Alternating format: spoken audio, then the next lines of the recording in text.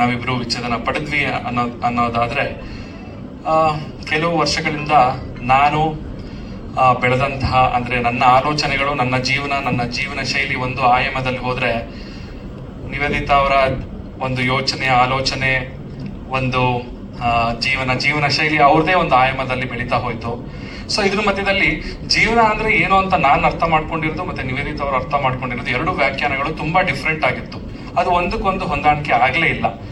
ತುಂಬಾ ಪ್ರಯತ್ನ ಪಟ್ವಿ ಕೆಲವು ವರ್ಷಗಳಿಂದ, ಇಲ್ಲ ಸರಿ ಹೊಂದ್ಕೊಂಡು ಹೋಗ್ಬೇಕು ಅಂತ. ಸೊ ಪ್ರತಿದಿನನೂ ಈ ರೀತಿಯಾದಂತ ಒಂದು ಮನಸ್ತಾಪಗಳು ಬರ್ತಿದ್ದಾಗ ಎಲ್ಲೋ ಒಂದ್ ಕಡೆ ಅನಿಸ್ತು, ನನ್ನ ಜೀವನ ಶೈಲಿ ಬೇರೆ ಇದೆ, ಇವರ ಜೀವನ ಶೈಲಿ ಬೇರೆ ಇದೆ. ಒಬ್ರಿಗೊಬ್ರು ನಾವು ರೆಸ್ಪೆಕ್ಟ್ ಮಾಡ್ಲೇಬೇಕು. ಬಿಕಾಸ್ ನಾವೆಲ್ಲ ಇಂಡಿವಿಜುವಲ್ಸ್.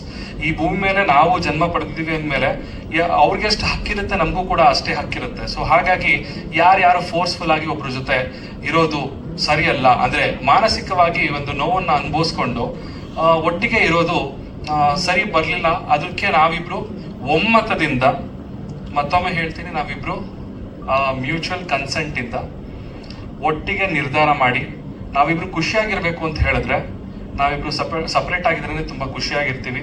ಸೊ ಹಾಗಾಗಿ ನಮ್ಮಿಬ್ರು ಮಧ್ಯದಲ್ಲಿ ಯಾವುದೇ ರೀತಿಯ ದ್ವೇಷ, ವೈಮನಸ್ಸು ಯಾವುದೂ ಇಲ್ಲ. ಅಂದ್ರೆ ನನಗೆ ಅವರ ಬೆಳವಣಿಗೆ ಮೇಲೆ ನನಗೆ ಒಂದು ಖುಷಿ ಇದೆ. ಅವರು ಇಷ್ಟು ಮಟ್ಟಕ್ಕೆ ಬೆಳೆದಿದಾರಲ್ಲ ಅನ್ನೋ ಒಂದು ಖುಷಿ ಇದೆ. ಆಕೆಗೆ ಕೂಡ ನಾನು ಮಾಡ್ತಿರುವಂತ ವಿಷಯದ ಮೇಲೆ ಅವರು ಕೂಡ ರೆಸ್ಪೆಕ್ಟ್ ಇದೆ. ಸೊ ಇಬ್ರು ಮ್ಯೂಚುವಲ್ ಆಗಿ ರೆಸ್ಪೆಕ್ಟ್ ಇಂದ ಒಬ್ರಿಗೊಬ್ರು ಒಂದು ಮ್ಯೂಚುವಲ್ ಕನ್ಸೆಂಟ್ ಇಂದ ಒಪ್ಕೊಂಡು ಇವತ್ತು ಈ ನಿರ್ಧಾರ ಮಾಡಿ ವಿಚ್ಛೇದನವನ್ನು ಕೂಡ ಪಡೆದುಕೊಂಡಿದ್ದೀವಿ. ಅಂಡ್ ನಮ್ಗೆ ನಮ್ಮ ಸ್ನೇಹಿತರು ಹಾಗೆ ನಮ್ಮ